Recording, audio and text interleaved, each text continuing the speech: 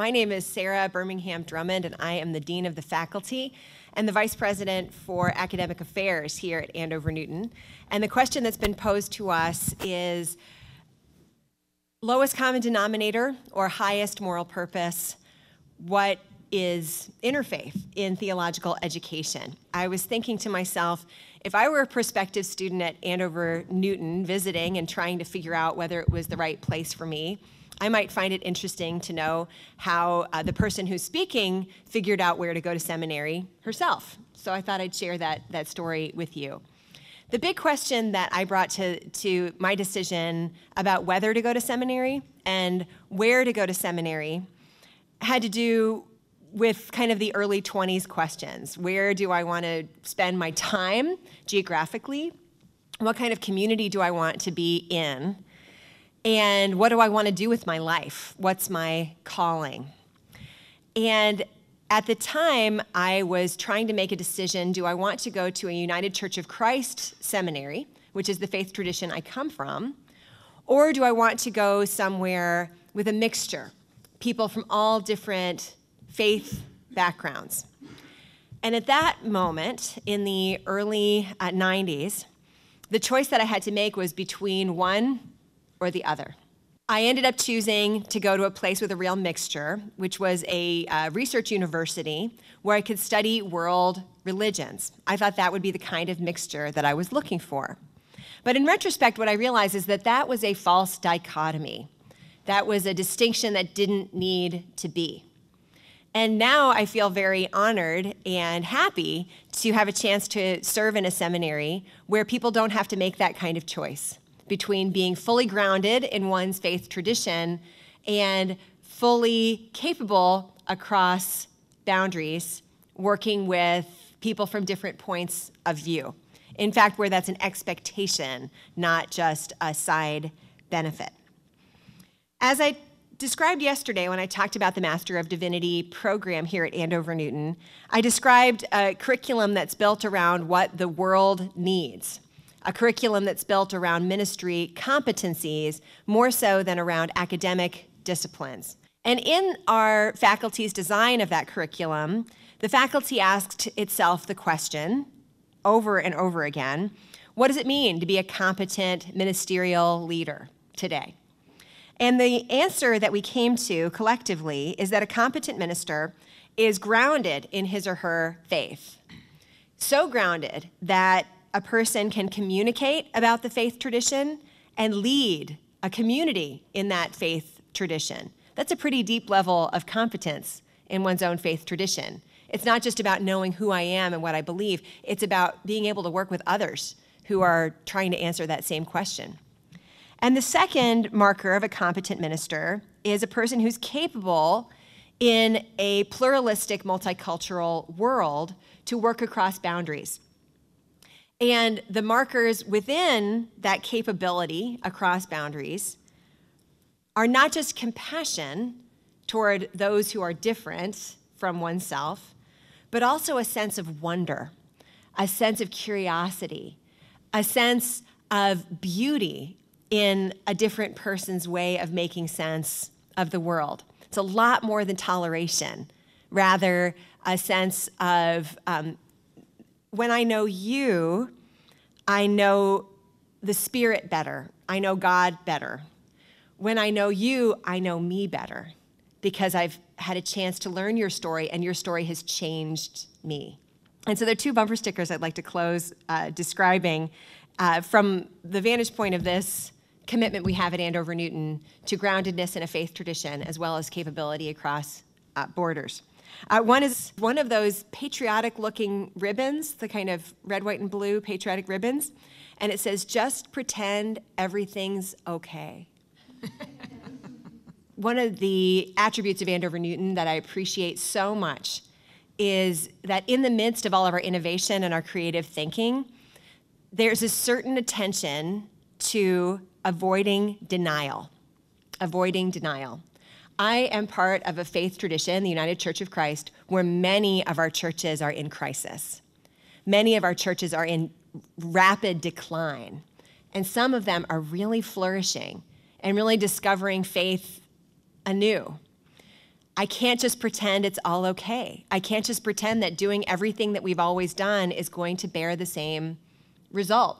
So being in a school that really models, let's look at it. Let's struggle with this together. We know that we can't just keep on doing things the way they were done before, but we know that there was tremendous value in the way we've done things before. So the atmosphere, which is whatever the opposite of denial would be, whatever the opposite of walking on eggshells would be, I think is the right kind of atmosphere for the church today. I think it's the atmosphere in which a person should be formed in order to be prepared to lead in that world.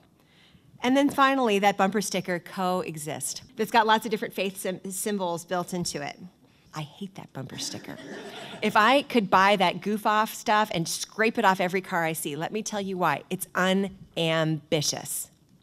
We could do so much more than coexist with one another. We could actually try to understand each other. We could actually try to love each other. And that's why I'm here. Thank you. So I'm Nancy Nienhuis, and I wear a few hats. I'm the Dean of Students and one of the Vice Presidents, and I teach. But I want to kind of follow on Sarah in talking about how this commitment to being multi-faith is part of who we are as a school, in part because it fits with the values that we hold as an institution. One of our core values is that of radical hospitality. And, you know, hospitality is easy when it's somebody you like, when it's somebody who shares your values, your beliefs, your political views. Hospitality is really proven on the ground when you're talking to somebody who doesn't share any of that. That's what makes it radical, you know, to be doing something that is counterintuitive, extending that kind of hospitality to people that the way that different systems of oppression in society, like racism and that sort of thing, are designed to prevent us from having that kind of understanding and open hospitality to others. But this school is committed to practicing radical hospitality.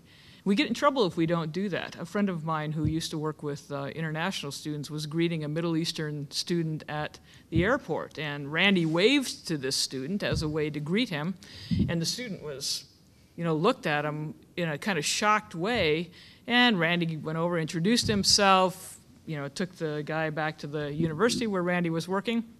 After he got to know him, he learned that in this man's culture, waving was the same as flipping him off. Okay? So here's the new representative from the university greeting him at the airport, and his first sign is something that's really not very hospitable. Okay? It was radical, but it wasn't radical hospitality. So part of being able to extend radical hospitality requires that you know these neighbors that you're least likely to know. Having this multi-faith emphasis means that we are committed to getting to know the neighbors that are not going to be the ones sitting next to us in a pew on Sunday, or that we're looking at if we're preaching a sermon. They're the ones that are in the temple across the community or in the mosque in the town that's near ours. And know them well enough and respect them well enough to realize that your body of faith and theirs working together on common concerns is the hope of the world, quite literally. So radical hospitality is one thing that this multi-faith endeavor grows out of in terms of our value as an institution. Another one is our commitment to social justice.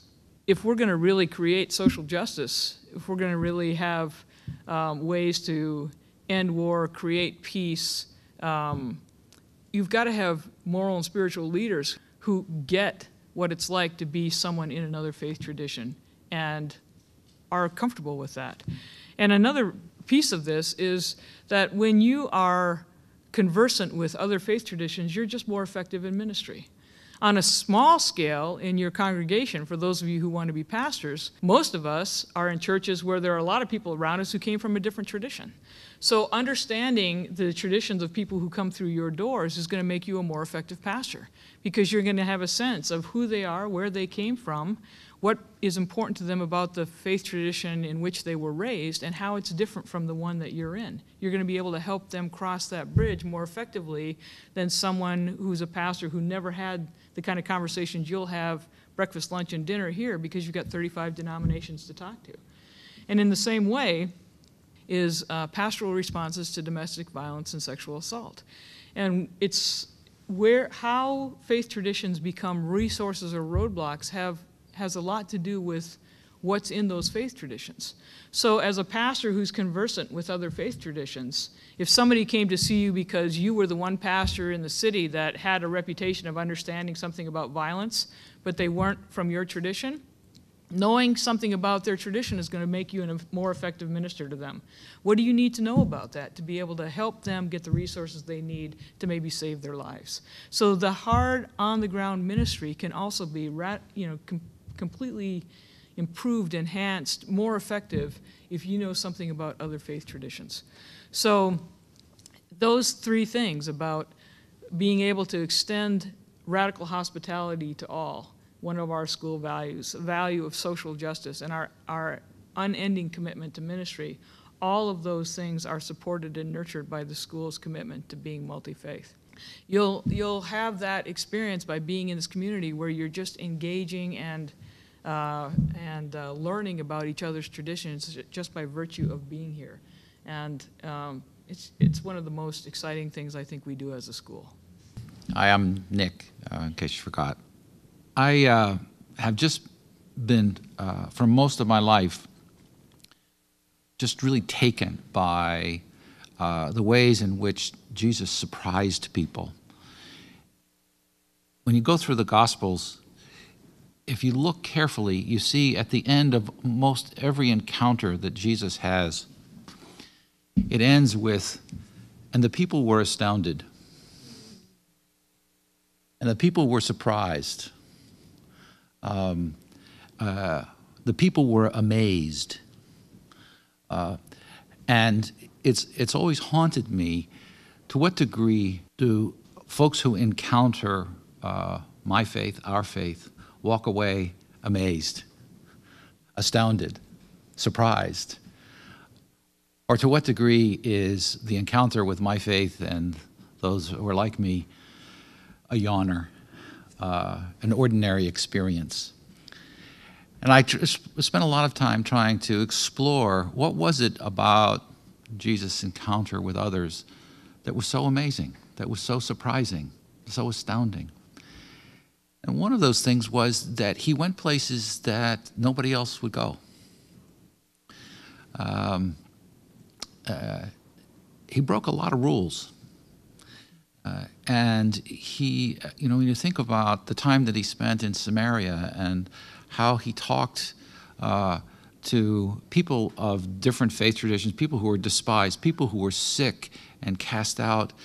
He talked to women. He crossed all kinds of borders of difference consistently. It was one of the most distinguishing characteristics of who he was. It's no wonder he amazed people in where he went and what he did. And it's always been a calling to me, a real yearning to find that core of my own faith and those that I work with and worship with. How can we find that amazing, astounding sense of who we are, and to what degree are we willing to sort of take our faith places that maybe the standard expectations wouldn't have us go.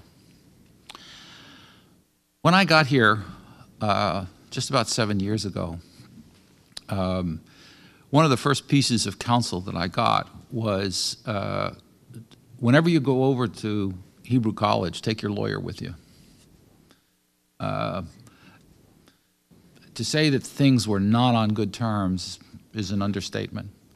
I sort of settled into my office and decided that the first thing I needed to do was go over and have a chat with the president of Hebrew College. And I didn't take the lawyer. I just went. And I found him to be a wonderful Talmudic scholar. When I walked into his office, he was sitting in his office. I had to wait outside because he was playing his cello in his office. And he was playing Bach, and I'm a big fan of Bach. And so we just talked a little bit about Bach and about the music. And And we started to talk, and we started to just share each other what's going on at your school, what's going on at our school, and what are our plans. And I found myself at the end of the conversation saying to David, shame on us. Shame on us that we're here on this hill supposedly preparing moral and spiritual leaders, and our relationship between our schools is nearly empty. It's nearly empty. Apart from the students who sort of ignored the institution and went ahead and built relationships on their own. But formally, our relationship didn't have much to it. And in fact, when we shared our plans, we realized that the two schools had plans for the same things. We had two libraries, 2 cafeterias, 2 sets of classrooms, and we were planning to build, each of us, 2 300-seat auditoriums, maybe 40 yards apart. And I said, shame on us. We've got 2 maintenance staffs, we've got 2 of everything, and we're not being good stewards of our resources, and there's such potential here between us. We really ought to try and do something about that.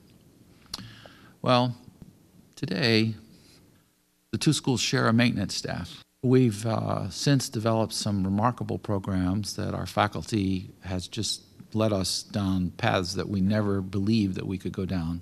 Our students continue to lead us in exploring new territory.